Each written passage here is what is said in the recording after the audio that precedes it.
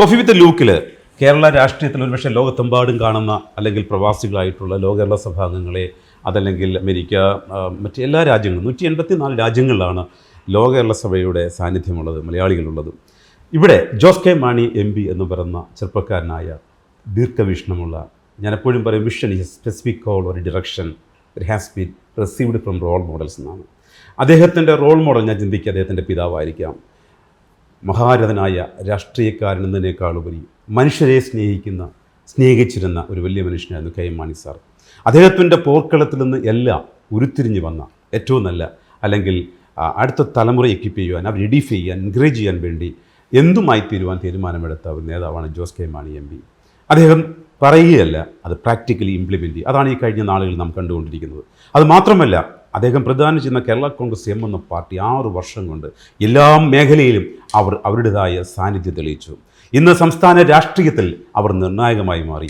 വരുന്ന ആളുകൾ ശക്തമായ അല്ലെങ്കിൽ തീപ്പൊരികളായി മാറുന്ന നേതാക്കന്മാർ തന്നെയാണ് ഈ പാർട്ടിയിലുള്ളത്. ഒരുപക്ഷെ അവരെ ഭിന്നിപ്പിക്കാൻ, തകർന്നു കാണാൻ ആഗ്രഹിച്ച പലതും പിന്നിപ്പോയതല്ലാതെ ഈ പാർട്ടി ശക്തിപ്പെട്ടു.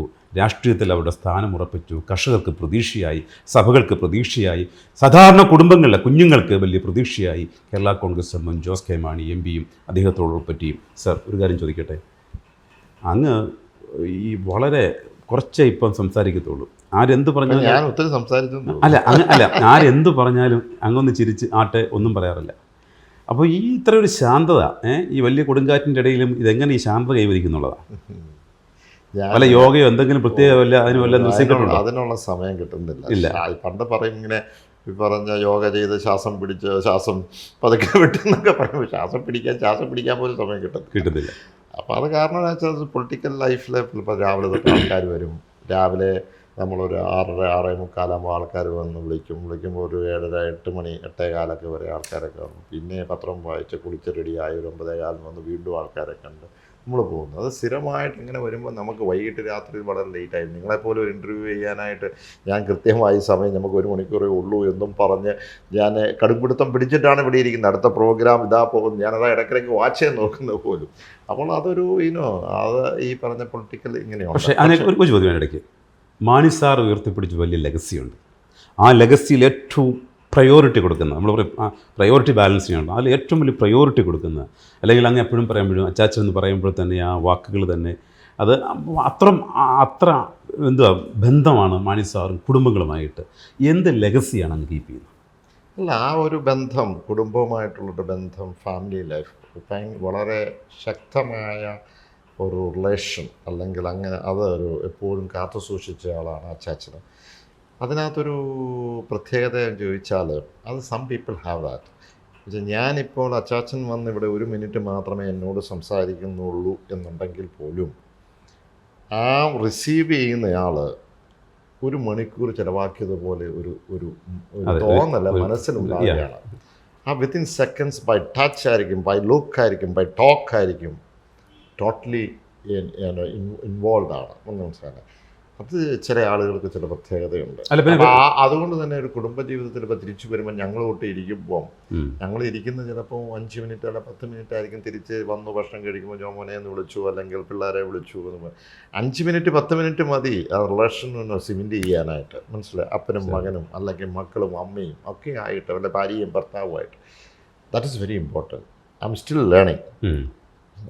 മനസ്സിലായില്ലേ? അപ്പം അത് വളരെ പ്രധാനപ്പെട്ട രാഷ്ട്രീയത്തിനോടൊപ്പം പോകുന്നതും ഞാനത് മാക്സിമം ഞങ്ങളുടെ പിള്ളേരുമായിട്ടും അത് തീർച്ചയായിട്ടും വന്നിട്ട് അത് രാഷ്ട്രീയം ഒന്നും സംസാരിക്കാറില്ല. വീട്ടുകാർ അല്ല, അതുപോലെ മറ്റൊരു പ്രത്യേകത അങ്ങേക്കുണ്ട്. ഇപ്പോൾ ഈ നമ്മളെപ്പോഴും പറയും ഉപജാപക സംഘം എന്ന് പറയും. ഇപ്പോൾ അങ്ങ് ഈ പാർട്ടിയിൽ ഇപ്പം പല നേതാക്കന്മാരുണ്ട്, പലരെ പറ്റി പലതും എന്ന് പറയും. പക്ഷെ അങ്ങ് ഒന്ന് കേട്ട് നോക്കിയിട്ട് പക്ഷെ അങ്ങ് ഒന്നിലും അല്ല. ഞാൻ അതിനകത്ത് ഇപ്പോൾ പലരും പല ആൾക്കാരുടെ കുറ്റം എന്ന് പറയാറുണ്ട്, പേഴ്സണൽ ലൈഫിൻ്റെ കാര്യങ്ങൾ പറയാറുണ്ട്. പക്ഷേ ദാറ്റ് ഈസ് ടു മീ.